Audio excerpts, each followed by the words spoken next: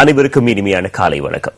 இந்த சந்தோஷமான காலை பொழுது எல்லாருக்குமே இனிமையான காலை பொழுதாக மலர நாங்களும் வாழ்த்துக்களை சொல்கிறோம். புதிய மாதம், புதிய நாள்.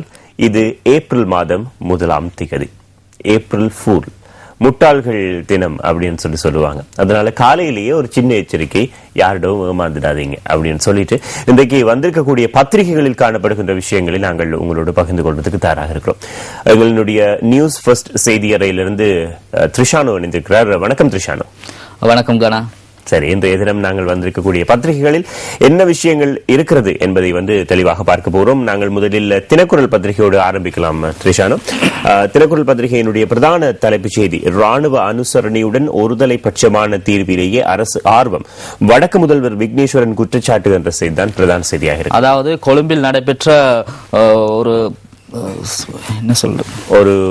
கூட்டத்தில் முன்னாள் அமைச்சர் பெர்னார்ட் சொய்சாவின் 100ஆண்டு நினைவு கூட்டம் நேற்று தமிழ் சங்கத்தில் நடைபெற்றது. அப்போது முதலமைச்சர், வடக்கு முதலமைச்சர் சி.வி. விக்னேஸ்வரன் அவர்கள் இந்த கருத்தை வெளியிட்டிருக்கிறார். அதாவது இலங்கை, இந்த சந்தர்ப்பத்தில் அவர் தெரிவித்திருப்பது என்னவென்றால், இலங்கையிலே தமிழ் பேசும் மக்கள் சமாதானத்தை விரும்புகிறார்கள், ஒருதலை பட்சமான முடிவொன்றை எதிர்பார்க்கிறார்கள். அதற்கு பெரும்பான்மையின மக்கள் தயாராக இருக்கிறார்களா, அவர்களின் அரசியல் தலைவர்கள் தயாரா என்ற கேள்வியை முன்வைத்து அதற்கான பதிலையும் அவரே தெரிவித்திருக்கிறார். அதாவது காலம்தான் பதில் சொல்ல வேண்டும் என்ற கருத்தை தெரிவித்திருக்கிறார். இதன் தினக்குரல் பத்திரிகையினுடைய பிரதான செய்தியாக அமைந்திருக்கிறது. ஜனாதிபதி தேர்தலில் எதிரணி பொது வேட்பாளரை ஆதரிக்க தயார் என்று சரத் பொன்சேகா அவர்கள் தெரிவித்திருக்கிறார். மேல் மற்றும் தென் மாகாண சபை தேர்தல் முடிவுக்கு வந்துள்ள நிலையில் சரத் பொன்சேகாவின் கட்சி ஒரு வளர்ச்சி பெற்றுள்ளது என்று கூறப்படுகின்றது. அந்த வகையில் அவர் தெரிவிக்கும் கருத்து என்னவென்றால், எதிர்வரும் ஜனாதிபதி தேர்தலில் எதிர்கட்சிகள், சிறுபான்மையின கட்சிகள் சகலரும் ஒன்று சேர்ந்து பொது வேட்பாளர் ஒருத்தரை ஜனாதிபதி வேட்பாளராக நிறுத்தினால் அதற்கு பூரண ஆதரவை தாம் கொடுப்பதாக, தமது கட்சி பூரண ஆதரவை வழங்கும், அதன் மூலம் எதிர்காலத்தில் ஒரு மாற்றத்தை ஏற்படுத்த முடியும் என்ற கருத்தை அவர் முன்வைத்திருக்கிறார். அடுத்த செய்தி, மேல் தென் மாகாண சபைகளுக்கான முதலமைச்சர்கள் விரைவில் தெரிவாவர், போனஸுக்குரியவர்கள் குறித்து முடிவெடுக்கப்படும் என்று சொல்லப்படுகிறது. போனஸ் ஆசனங்கள் குறித்து தீர்மானிக்கப்படும். அதாவது இன்றைய தினம் ஒரு அரசாங்கத்தின் முக்கிய கூட்டம் ஒன்று நடைபெற உள்ளதாகவும், அதன் மூலம் ஆளும் கட்சிக்கு கிடைத்த போனஸ் ஆசனங்களுக்கு யார் யார் எந்தெந்த மாவட்டங்களுக்கு நியமிக்கப்படுவார்கள் என்ற வகையில் அரசாங்க தரப்பு இந்த கருத்தை வெளியிட்டுள்ளது. இன்று மாலைதான் பார்க்க வேண்டும் எவ்வாறான நடவடிக்கை எடுக்கப்படுகின்றது. இதில் காலை வேளையில் ஒரு சிங்கள பத்திரிகையில் ஒரு செய்தி பார்க்கக்கூடியதாக இருந்தது. போனஸ் ஆசனம், அதுவும் தென் மாகாணத்துக்கான போனஸ் ஆசனத்தில் 2 போனஸ் ஆசனங்கள் அரசாங்கத்துக்கு கிடைத்திருந்தன. அந்த 2இல் ஒரு போனஸ் ஆசனத்தில் அனார்கலியை மீண்டும் மாகாண சபைக்கு அனுப்புவதற்கு முயற்சிக்கப்பட இருக்கலாம். அதாவது கொழும்பு மாவட்டத்திலும் இது இவ்வாறான ஒரு செய்தி வெளிவந்துள்ளது. நௌசர் பௌசி அவர் தோல்வி அடைந்திருந்தார் கொழும்பு மாவட்டத்திலே. என்றாலும் தோல்வி அடைந்தவர்களின் பட்டியலில் ஆளும் தரப்பில் முன்னணியில் இருக்கக்கூடிய 19வது இடத்தில் அவர் இருக்கிறார்.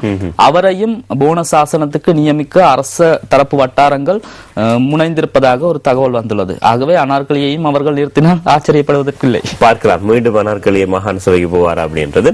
வெளிநாடுகளில் இயங்கும் புலிகளின் 15 அமைப்புகளுக்கு இலங்கை தடை, வர்த்தமானி அறிவித்தல் வருகிறது என்ற ஒரு செய்தி ஒன்றும் காணப்படுகிறது. இந்த அமைப்புகள் மூலமாகத்தான் நிதி திரட்டப்படுவதாக கூறப்படுகிறது. மேல் தென் மாகாண தேர்தலில் 20 லட்சம் பேர் வாக்களிக்கவில்லை என்ற ஒரு செய்தி ஒன்று காணப்படுகிறது. இது ஒரு முக்கியமான செய்தி. அதாவது மேல் மற்றும் தென் மாகாண சபை தேர்தல்கள் கடந்த 29ஆம் தேதி சனிக்கிழமை நடைபெற்றது. இந்த தேர்தலிலே வாக்களித்தவர்களை விட வாக்களிக்காதவர்களின் எண்ணிக்கை, அதாவது நிராகரிக்கப்பட்ட வாக்குகள் மற்றும் வாக்களிக்க தவறியவர்களின் எண்ணிக்கை அதிகரித்துள்ளதை அவதானிக்க முடிகிறது. அது தொடர்பான செய்தியை நாம் அடுத்ததாக பார்க்கலாம்.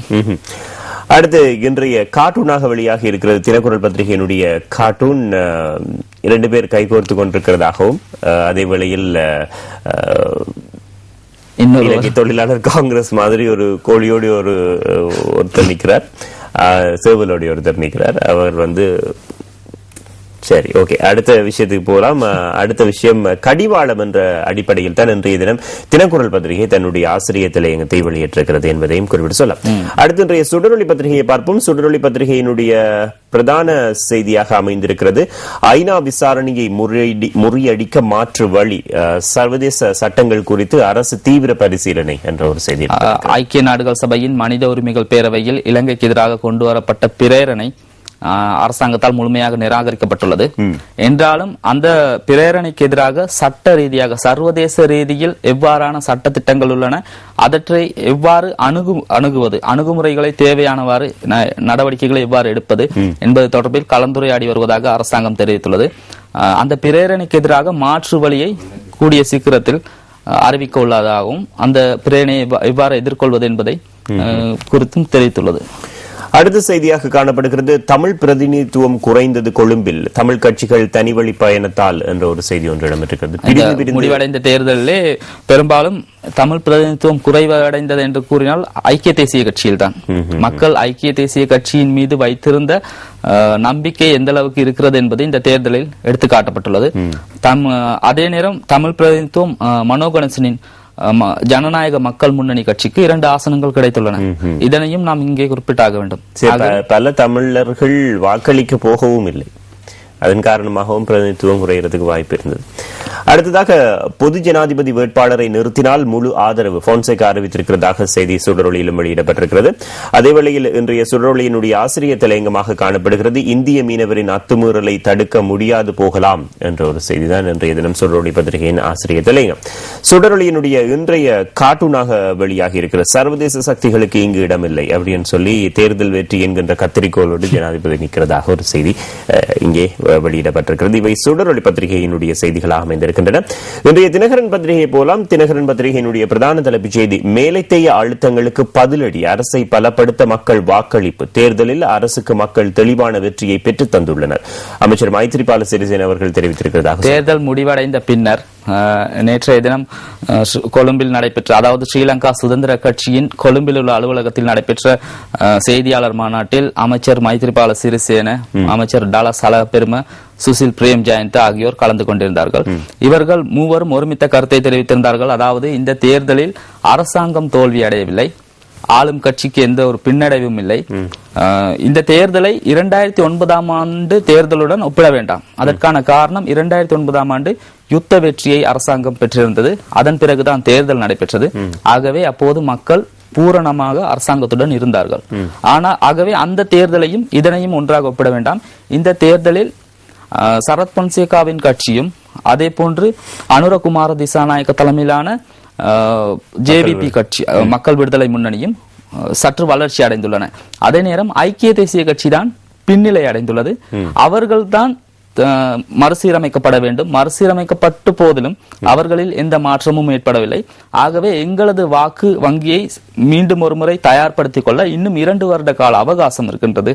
எங்களுக்கு எந்த பாதிப்பும் இல்லை என ஆளும் தரப்பு சுட்டிக்காட்டி கூறியுள்ளது. சரி, அடுத்த விஷயத்துக்கு போலாம். அம்ஜத் யூசுப் நௌசர் தோல்வி என்ற ஒரு செய்தி ஒன்று காணப்படுகிறது. மேல் மாகாண சபை உறுப்பினர்களாக இருந்த MMM அம்ஜத், இவர் ஐக்கிய மக்கள் சுதந்திர முன்னணி சார்பாக, அதே போல AM யூசுப் ஐக்கிய தேசிய கட்சி சார்பாக, நௌசர் ஃபவுசி இவர் ஐக்கிய மக்கள் சுதந்திர முன்னணி சார்பாக தோல்வியடைந்திருக்கிறதாக சொல்லப்பட்டிருக்கிறது. அந்த செய்தியும் காணப்படுகிறது. அதே வேளையில் சுதந்திர கட்சி மத்திய குழு இன்று அவசர கூட்டம், புதிய முதலமைச்சர் போனஸ் ஆசனங்கள் குறித்து ஆராய்வு. நௌசர் ஃபவுசிக்கு போனஸ் ஆசனம் கிடைக்குமா என்ற கேள்விக்குறியுடனான செய்தி நாங்கள் பேசிய விஷயம் காணப்படுகிறது. அதேவேளையில் 2,49,678 என்று போட்டு 2 மாகாண சபைகளிலும் பிரசன்னவுக்கு அதிகூடிய விருப்பு வாக்கு, ஹிருனிகாவுக்கு 1,39,034 விருப்பு வாக்குகள் என்று குறிப்பிடப்பட்டிருக்கிறது. அதேவேளையில் இளம் பெண் ஊடகவியலாளர் அகால மரணம் என்ற ஒரு செய்தி ஒன்றும் இடம்பெற்றிருக்கிறது. அவர் அகால மரணமாக இருப்பதாக சொல்லப்படுகிறது. அதாவது இவர் வவுனியாவுக்கு நண்பி ஒருவரின் பிறந்த நாள் விருந்து சபரம் ஒன்றில் கலந்து கொண்டு அதன் பிறகு வவுனியாவில் வாவியில் படகோட்டத்தில் சென்றிருந்த போது படகு கவிழ்ந்ததில் இந்த அகால மரணம் இடம்பெற்றுள்ளதாக இந்த செய்தியில் தெரிவிக்கப்பட்டுள்ளது. அதுதான் போராட்டங்களில் கொஞ்சம் அவதானமாக இருக்க வேண்டும் என்று. தினகரன் பத்திரிகையினுடைய ஆசிரியர் தலையங்கம், ஜனாதிபதியினுடைய தலைமைத்துவத்தை அங்கீகரித்து மக்கள் வாக்களித்துள்ளனர் என்ற அடிப்படையில் காணப்படுகிறது. கார்ட்டூனாக காணப்படுகின்ற விஷயம் தலைமைத்துவ சபையினரும் உங்களை போல் தோல்வி அடைவதில் சாதனை புரிகிறார்கள் என்ற விஷயம்தான் இன்றைக்கு சுந்தரியினுடைய கார்ட்டூனாக அமைந்திருக்கிறது. இன்றைக்கு சுந்தரியின் கார்ட்டூன் கொஞ்சம் சிரிக்க வைக்கிறது. சரி, அடுத்த விஷயத்தை பார்க்கலாம். இவைதான் இன்றைய தினம் தினகரன் பத்திரிகை கொண்டு வந்த விஷயங்களாக அமைந்திருக்கின்றன. அடுத்து இன்றைய வீரகேசரிக்கு போவோம். வீரகேசரி பத்திரிகையினுடைய பிரதான தலைப்புச் செய்தி இவ்வாறு சொல்லுகிறது: ஜெனீவா பிரேரணை விவகாரம் விரைவில் மாற்று வேலை திட்டம். பிராந்திய அரசியல் நிலைமையை கருத்தில் கொண்டே இந்தியா முடிவெடுத்தது என்கிறது அரசாங்கம். மனித உரிமைகள் பேரவை கூட்டத்தில் இந்தியா நடுநிலை வகித்ததாகவே கூறப்படுகிறது. அதாவது பிரேரணைக்கு ஆதரவாகவோ எதிராகவோ வாக்களிக்கவில்லை, வாக்களிப்பதை பகிஷ்கரித்துக் கொண்டு நடுநிலையாக இருந்தது. இந்த தீர்மானம் இந்தியா பிராந்திய அரசியல் கள நிலவரத்தை கருத்தில் கொண்டு எடுத்தது. அதாவது எதிர்காலத்தில் இவ்வாறான ஒரு பிரச்சனை தமது நாட்டுக்குள் எழுந்தால் என்ன நடவடிக்கை எடுக்கப்பட வேண்டும் என்ற கருத்தில் இந்தியா இவ்வாறு நடந்து கொண்டது எனவும், கிட்டத்தட்ட ஆளும் தரப்பினர் இந்தியா தமக்கு ஆதரவளித்தது என்பதை மறைமுகமாக கூறியிருக்கிறார்கள். இந்தியா மீது எவரும் கோபப்பட வேண்டாம், ஆத்திரப்பட வேண்டாம், இந்தியா எமக்கு சாதகமாகத்தான் செயற்பட்டுள்ளது என்பதை மறைமுகமாக சுட்டிக்காட்டியுள்ளார். ஜனாதிபதியிலிருந்து அனைவருமே அதை சொல்லிக் கொண்டிருக்கிறார்கள். அடுத்த விஷயம், புலிகள் வருகிறார்கள் என்ற புருடாவை புனைந்து மனித உரிமை மீறல்களில் அரசு தேசியங்களை மதிக்காமல் ஏற்பட்ட பிரச்சனையே தேசிய பிரச்சனை என்கிறார் முதலமைச்சர் விக்னேஸ்வரன். அப்படி என்ற நேற்று நடைபெற்ற அந்த நாம் ஏற்கனவே பார்த்த செய்தி, பெர்னார்ட் சொய்சாவின் 100 நினைவு தின கூட்டத்தில் விக்கி அவர்கள் வெளியிட்ட கருத்து. இதன் போது மனித உரிமைகளை பாதுகாப்பதாக தெரிவிக்கும் அரசு தற்போது புதிய முறையிலான மனித உரிமை மீறல்களை முன்னெடுக்கின்றது. படையினரையும் அல்லது பாதுகாப்பு தரப்பினரையும் பயன்படுத்தி இவ்வாறான திட்டங்களை அரசாங்கம் நடத்துகின்றது என முதலமைச்சர் விக்னேஸ்வரன் அவர்கள் இந்த செய்தியில் தெரிவித்துள்ளார். அடுத்த செய்தியாக, கொழும்பு மாவட்டத்தில் ஹிருணுகாவுக்கு 1,39,034 விருப்பு வாக்கு. ஐக்கிய தேசிய கட்சியில் மரிக்காருக்கு 67,243 விருப்பு வாக்குகள். அதாவது கொழும்பு மாவட்டத்தில் ஹிருணிகா முன்னாள் பாராளுமன்ற உறுப்பினர் பாரத லட்சுமண் பிரேமச்சந்திர அவர்களின் புதல்வி. அந்த வகையில் அவருக்கு அவரது அனுதாப வாக்கு என்றும் கூறலாம். அதுவும் இவர் மீது நம்பிக்கை வைத்து மக்கள் மனங்களை வென்றிடக்கூடிய செயற்திட்டங்களை இவர் முன்னெடுப்பார் என்ற நம்பிக்கையில் இவரை மக்கள் தெரிவு செய்திருக்கிறார்கள். அதே நேரம் ஐக்கிய தேசிய கட்சியின் மீது எந்த அளவுக்கு மக்களுக்கு வெறுப்பு இருந்தாலும், தமிழ் பிரதிநிதித்துவம் இழக்கப்பட்டாலும், மரிக்காருக்கு ஐக்கிய தேசிய கட்சியில் போட்டியிட்டாலும் அவர் மீது மக்கள் நம்பிக்கை வைத்திருக்கிறார்கள் என்பதை இந்த செய்தி சுட்டிக்காட்டுகின்றது. அதேவேளையில் இன்னொரு விஷயம், கொழும்பு மாவட்டத்தில் அதிக அளவு வாக்குகளை, மேல் மாகாணத்திலேயே அதிக அளவு வாக்குகளை ஐக்கிய தேசிய கட்சி சார்பில் பெற்றுக் கொள்ளப்பட்ட அதிகப்படியான வாக்குகள் மரிக்காருக்கு கிடைத்திருக்கிறதால பெரும்பாலும் மேல் மாகாணத்தில் மரிக்கார் எதிர்கட்சி தலைவராக வரக்கூடிய வாய்ப்புகள் அதிகமாக இருக்கு. ஐக்கிய தேசிய கட்சியை பொறுத்தவரை எதனையும் உறுதியாக கூற முடியாது. அதாவது இன்னொருவரை வளர விடுவதை விட தாங்களே ஆட்சி புரிய வேண்டும் என எதிர்பார்ப்பவர்கள் அதைத்தான் இவ்வளவு காலமும் செய்கிறார்கள். ஆகவே நாம் பொறுத்திருந்துதான் பார்க்க வேண்டும். நேற்று மரிக்கார் அவர்களிடம் கேட்ட போது கூட சொல்லியிருந்தார், அதை பற்றி நான் இப்போ எதுவுமே சொல்ல தெரியல, பார்க்கலாம் பொறுத்திருந்தேன் அப்படின்னு. சரி, அடுத்த விஷயம், இரு மாகாண சபை தேர்தலிலும் 1,61,061 வாக்குகள் நிராகரிப்பு என்ற செய்தி காணப்படுகிறது. அதுதான் நான் ஏற்கனவே கூறிய செய்தி. தேர்தலில் வாக்களிப்பதற்கு தவறிய 19,76,816 பேர், இங்கே 19,76,816 பேர் தேர்தலில் வாக்களிக்காமல் தவறி இருக்கிறார்கள். இங்கே 1,61,011 வாக்குகள் நிராகரிக்கப்பட்டுள்ளன. இவை சாதாரண விடயம் அல்ல. அதாவது நிராகரிக்கப்பட்ட வாக்குகளில் பெரும்பாலானவை மேல் மாகாணத்தை சார்ந்து. மேல் மாகாணத்திலே ஒவ்வொரு மாவட்டத்திலும், அதாவது கொழும்பு மாவட்டத்தில் 5 லட்சத்துக்கு மேல், கம்பா மாவட்டத்தில் 5 லட்சத்துக்கு மேல், களுத்துறை மாவட்டத்தில் 2 லட்சத்துக்கு மேல், அவ்வாறான வகையில் வாக்குகள் நிராகரிக்கப்பட்டுள்ளன. எனவே இந்த நிராகரிக்கப்பட்ட வாக்குகள் பெரும்பாலும் மேல் மாகாணத்திலே. இவர்கள் எல்லோரும் அறியாதவர்கள் அல்ல, அதாவது சாதாரணமாக தேர்தல் தொடர்பாக நல்ல அறிவுடையவர்கள். அவர்கள் ஏன் இந்த வாக்குகளை நிராகரித்திருக்கிறார்கள்?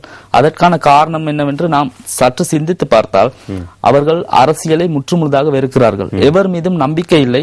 இதன் காரணமாகத்தான் இவ்வாறான ஒரு நிலை ஏற்பட்டுள்ளது. ஒருவேளை இந்த வாக்குகள் அனைத்தும் அளிக்கப்பட்டிருந்தால் சில வேளை இதில் ஒரு பெரிய மாற்றம் ஏற்பட்டிருக்கலாம். ஆளும் கட்சி மாத்திரமே வெற்றி பெற்றிருக்கும் என கூற முடியாது. ஆசனங்கள் மாற்றம் அடைந்திருக்கலாம். முடிவே ஒருவேளை இந்த தேர்தல் முடிவே மாறி இருக்கக்கூடும். ஆகவே இதனை அரசியல்வாதிகள் கருத்தில் கொண்டு இனிவரும் காலத்தில் செயற்பட வேண்டியது அவசியமாகும். இப்ப பெரும்பாலான மக்களுக்கு ராமனான் ஆண்டும் சரி ராவணன் ஆண்டாலும் சரி என்ற அந்த நிலைதான் இருக்கிறது. அதனாலதான் பலரும் வாக்களிப்பு நிலையங்களை பக்கமே போகவில்லை அப்படின்றது தெரிகிறது. அடுத்த செய்தி, மேல் தென் மாகாண சபை தேர்தலில் ஐக்கிய மக்கள் சுதந்திர முன்னணிக்கு பின்னடைவே இல்லை, அமைச்சர்கள் டலஸ் சுசில் மைத்திரிபால கூறுகிறார்கள் என்ற செய்தி ஒன்று காணப்படுகிறது. இதை பற்றியும் நாங்கள் சொல்லியிருந்தோம். ஐக்கிய தேசிய கட்சியினுடைய சார்பில் கொழும்பில் தமிழ் வேட்பாளர்கள் எவரும் தெரிவாகவில்லை. முன்னாள் உறுப்பினர்கள் குமரகுருபரன், ராஜேந்திரன், ராம், கோஸ்தா, நௌசர் ஃபவுசி தோல்வி என்ற செய்தி ஒன்று காணப்படுகிறது. சில வேளைகளில் தேர்தலுக்கு தேர்தல் தான் வெளிவருவதன் காரணமாகவும் இருக்கலாம் என்று சொல்லலாம். மனோவுக்கு 28,558 விருப்பு வாக்குகள், குகவர்தனுக்கு 14,888 விருப்பு வாக்குகள் என்ற செய்தி ஒன்றும் இன்றைய தினம் வீரகேசரி பத்திரிகையில் காணப்படுகிறது. வீரகேசரி பத்திரிகையில் இன்று கனி கொண்டு வந்திருக்கக்கூடிய கார்ட்டூனும் கொஞ்சம் சுவாரஸ்யமான கார்ட்டூனாக அமைந்திருக்கிறது. 2009ஆம் ஆண்டு மாலையில் அவ்வளவு இலைகள், அதே வழியில் 2014ஆம் ஆண்டு கொஞ்சம் இலைதான் இருக்கிறது, காய்களும். சரி, அடுத்து வீரகேசரி பத்திரிகையினுடைய இன்றைய ஆசிரியர் தலையங்கம் சோதனை கெடுபிடிகள் குறைக்கப்பட வேண்டும் என்ற அடிப்படையில் காணப்படுகிறது. இது குறிப்பாக வடக்கை பொறுத்தவரையில் இப்பொழுது சோதனைகள் அதிகரித்திருப்பதன் காரணமாக மக்கள் பெரிய அசௌகரியங்களுக்கு உள்ளாகிறார்கள்.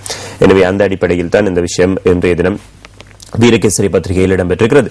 அடுத்து யாழ் உதயன் பத்திரிகைக்கு போலாம். உதயன் பத்திரிகையினுடைய பிரதான தலைப்புச் செய்தி, ஐநாவை எதிர்கொள்ள அரசும் ஆயத்தமாகிறது, சர்வதேச சட்டங்கள் குறித்து தீவிர பரிசீலனை என்ற செய்தி இங்கே நாம் ஏற்கனவே பார்த்த செய்தி. அந்த சர்வதேச ரீதியில் சட்ட திட்டங்கள் எவ்வாறு உள்ளன, அவற்றை நாம் எவ்வாறு முன்னெடுப்பது, பிரேரணைக்கு எவ்வாறான நடவடிக்கை, எவ்வாறு முகம் கொடுப்பது, அதனை எவ்வாறு எதிர்கொள்வது என்பதை ஆராய்ந்து அதற்கேற்ப நடவடிக்கை எடுக்க உள்ளதாக அரசாங்க தரப்பில் தெரிவிக்கப்பட்டுள்ளது.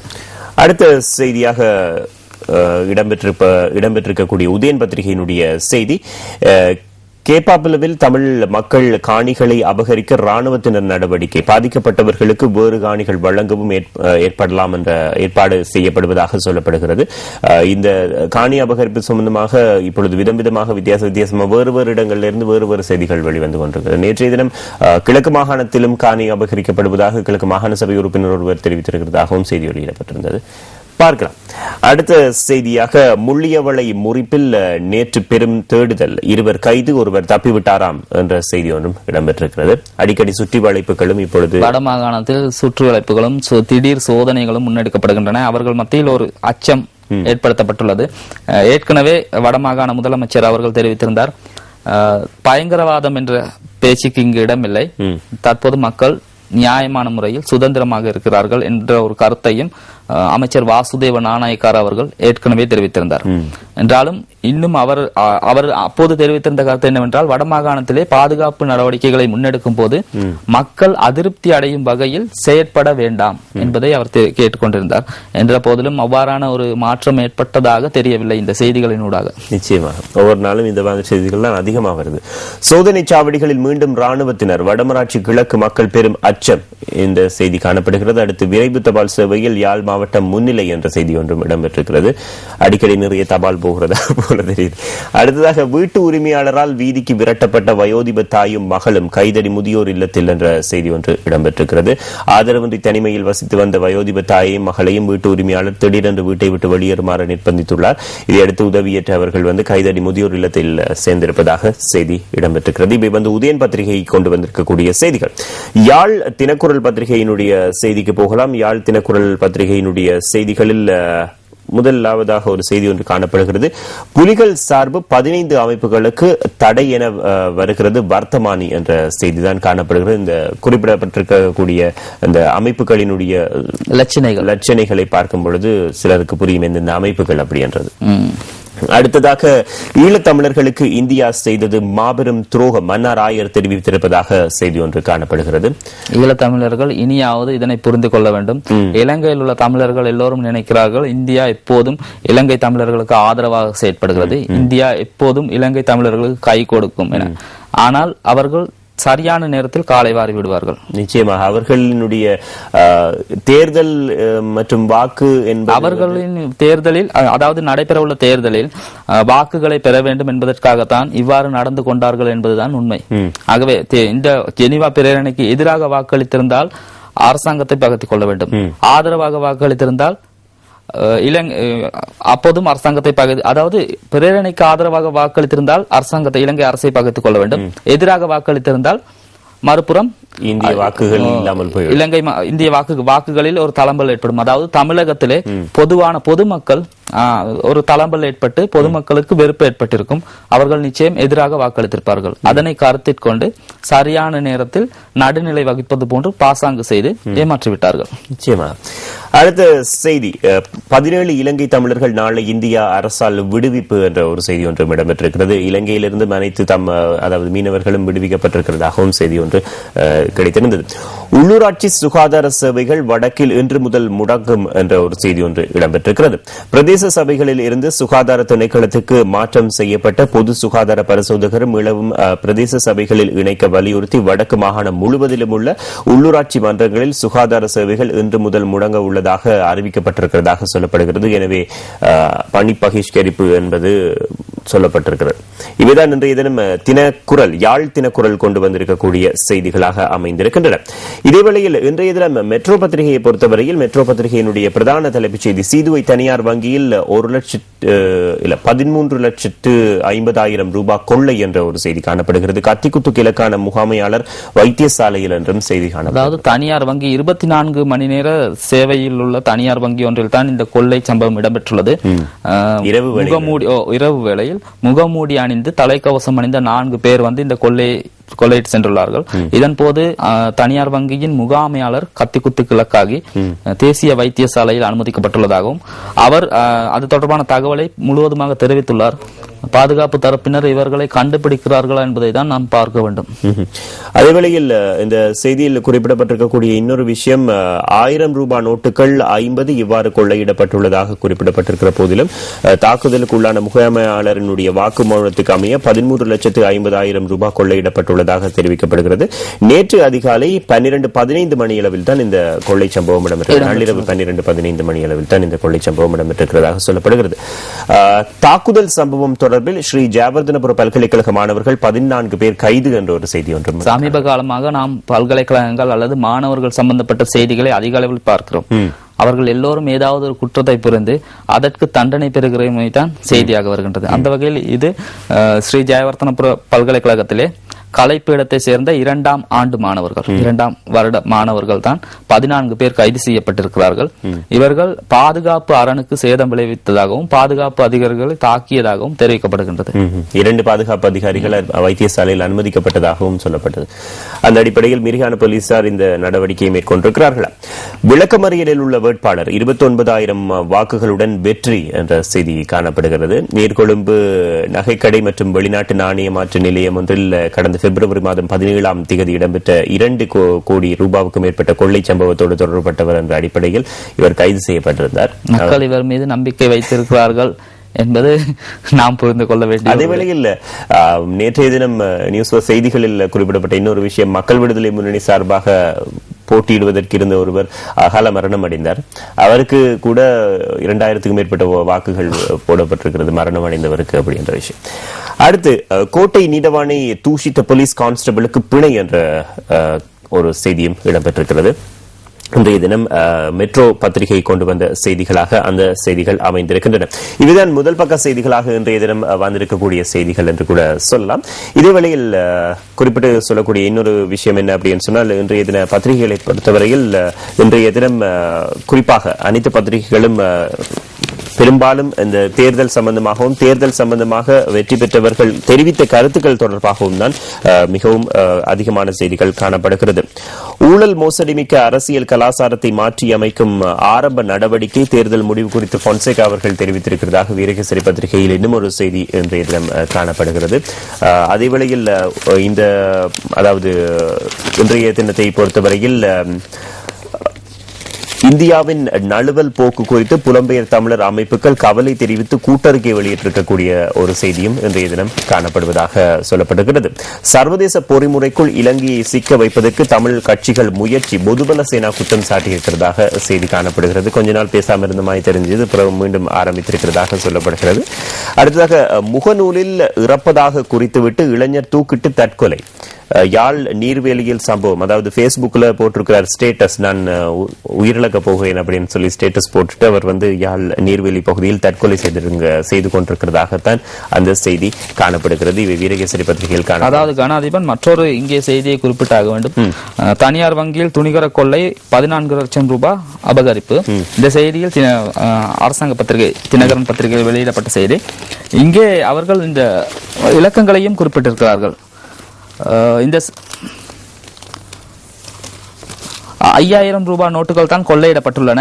G23903745 தொடக்கம் G2390375500 என்ற தொடர் இலக்கத்தை உடைய 5000 ரூபாய் நாணயத்தாள்களே கொள்ளையிடப்பட்டுள்ளன என்று. அதாவது மக்கள் சற்று விழிப்புடன் இருக்க வேண்டும். இந்த இலக்கத்துடைய 5000 ரூபாய் நோட்டுகள் கிடைக்க பெற்றால் உடனடியாக அவர்கள் அறிவிக்கலாம். இது வங்கியிலிருந்து கொள்ளையிடப்பட்ட காசு என்பது அவர்களுக்கு தெரிந்த. அந்த அடிப்படையில் அவர்கள் கொஞ்சம் அவதானமாக, எங்களுடைய மக்கள் கொஞ்சம் அவதானமாக இருக்க வேண்டியது கட்டாயம்.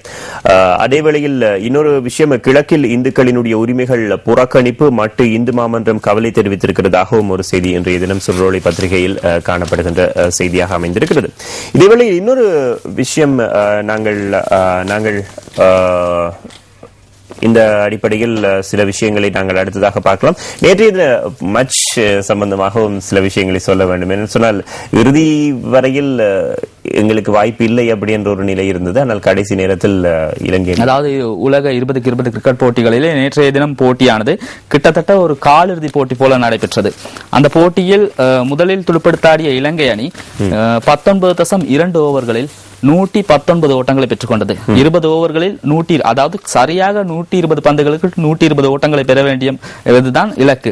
அதனை நியூசிலாந்து மிக இலகுவாக அடைந்துவிடும் என எதிர்பார்க்கப்பட்ட போதிலும் நட்சத்திர சுழல் பந்து வீச்சாளர் ரங்கன் ஹேராத் தனது சிறப்பான சுழலின் மூலம் 3 ஓட்டங்களுக்கு 5 விக்கெட்டுகளை வீழ்த்தி வெற்றியை இலங்கைக்கு பெற்றுக் கொடுத்தார். அதன் மூலம் இலங்கை அரையிறுதிக்குள் நுழைந்துள்ளது. நிச்சயமாக சந்தோஷமான ஒரு விஷயமாக அமைந்திருந்தது. மாலிங் அவர்களினுடைய தலைமைத்துவத்தில் ஒரு சிறந்த போட்டியை பார்க்கக்கூடியதாக அமைந்திருந்தது. அதேவேளையில் இன்றைய தினம் மௌபிம பத்திரிகை கொண்டு வந்திருக்கக்கூடிய செய்திகளை பார்ப்போம். ஷாருக் கமன்கத் குவான் யானே அதிசய ரத்மலானட கொட பஸ்ஸாய். அப்படியா? அதோட தொடர்ச்சி 2ஆம் பக்கத்துல இருக்குது. இது ஒரு ஏப்ரல் 1ஆம் தேதி செய்தியாக இருக்கவும் கூடும். எனவே பொதுவாக தமிழ் பத்திரிகைகள் ஏப்ரல் ஃபுல் செய்திகள் ஒன்றும் இல்லை. ஒரு செய்தி இருந்தது, அந்த செய்தி மிகவும் சிறப்பாக வெளியிடப்பட்டிருந்தது. வாஸ்கோட காமாவின் பாய்மர கப்பல் காலிமுக கடற்கரையில் தரை தட்டியுள்ளது. இந்த செய்தியை சற்று சுவாரஸ்யமாக தெரிவித்து கடைசியில் தெரிவித்திருக்கிறார்கள், இன்றைய தினம் ஏப்ரல் ஃபூல் ஏமாந்து விட்டீர்களா. சரி, அதே மாதிரி தான் இந்த ஷாருக் செய்தி சரியாக தெரியல, இறங்குறதுக்கு வாய்ப்பு இல்ல. එක්සත් ජනතා නිදහස් සන්ධානයේ අදිසි ජනාධිපති වර්ණයක් නැහැ. එක්සත් ජාතික පක්ෂය නව පෙරලියකට මන්ත්‍රීවරු රැස් වෙයි. ජනතා විමුක්ති පෙරමුණ ඌවේ சட்டன கலின்ம ஆரம்பாய். அதாவது ஐக்கிய மக்கள் சுதந்திர கூட்டமைப்பு தெரிவிக்கிறது அவசரமாக ஜனாதிபதி தேர்தல் இல்லை. ஐக்கிய தேசிய கட்சி தெரிவிக்கிறது புதிய புரட்சிக்கு உறுப்பினர்கள் தயார். மக்கள் விடுதலை முன்னணி தெரிவிக்கிறது ஊவா மாகாணத்துக்கான போட்டி ஆரம்பம் என. இதுதான் மௌபிம பத்திரிகையின் செய்தி. அதேவேளை டெய்லி மிரரினுடைய செய்தியாக SF says he can contest என்ற செய்திதான் காணப்படுகிறது. சரி, இவைதான் இன்று எங்கள் கைவசம் கிடைத்த பத்திரிகைகளில் காணப்பட்ட முக்கியமான விஷயங்களாக அமைந்திருக்கின்றன. அந்த அடிப்படையில் இன்றைய தினம் வெளியாக இருந்த பத்திரிகைகளில் காணப்பட்ட செய்திகளை எல்லாம் தெளிவாக பார்த்திருக்கின்றோம். நன்றி திரிஷானு, எங்களோடு இன்றைய சரி, இன்றைய தினத்தை பொறுத்தவரையில் இன்றைய தின பத்திரிகைகளில் பல செய்திகள் இருந்தாலும் சில செய்திகளை நீங்கள் பார்க்கின்ற பொழுது கொஞ்சம் அவதானமாக இருங்க அப்படின்றது நாங்கள் சொல்லிடுறோம். என்னன்னு சொன்னா, இன்றைக்கு ஏப்ரல் ஃபூல், சில விஷயங்களை அப்படியே நம்பிடாதீங்க, கொஞ்சம் உள்ளுக்கு வாசிச்சு பாருங்க. உடனே போன் பண்ணி ஐயோ ஷாருக்கூட பிளேன் இறங்கிடுச்சா இலங்கையில அப்படின்ற மாதிரி போன் பண்ணி சொல்லிட்டீங்கன்னு சொன்னா பிறகு நிறைய பேர் மாத்துவாங்க. அதனால கொஞ்சம் அவதானமாக இருங்க. எனவே இன்றைய தினம் முட்டாள்கள் தினம், சர்வதேச ரீதியாக ஏப்ரல் ஃபூல் அப்படின்னு சொல்லப்படுகிறது. எனவே நிறைய விஷயங்கள் அவதானமாக இருங்க, இன்னைக்கு ஏமாந்துடாதீங்க அப்படின்னு சொல்லிட்டு நாங்க விடைபெற்று செல்ல போறோம். நாளைய தினமும் காலை 6:30க்கு பிரஸ் ரிலீஸினூடாக பத்திரிகை பற்றிய செய்திகளை உங்களுக்கு கொண்டு வர போகிறோம். மீண்டும் சந்திக்கலாம். வணக்கம்.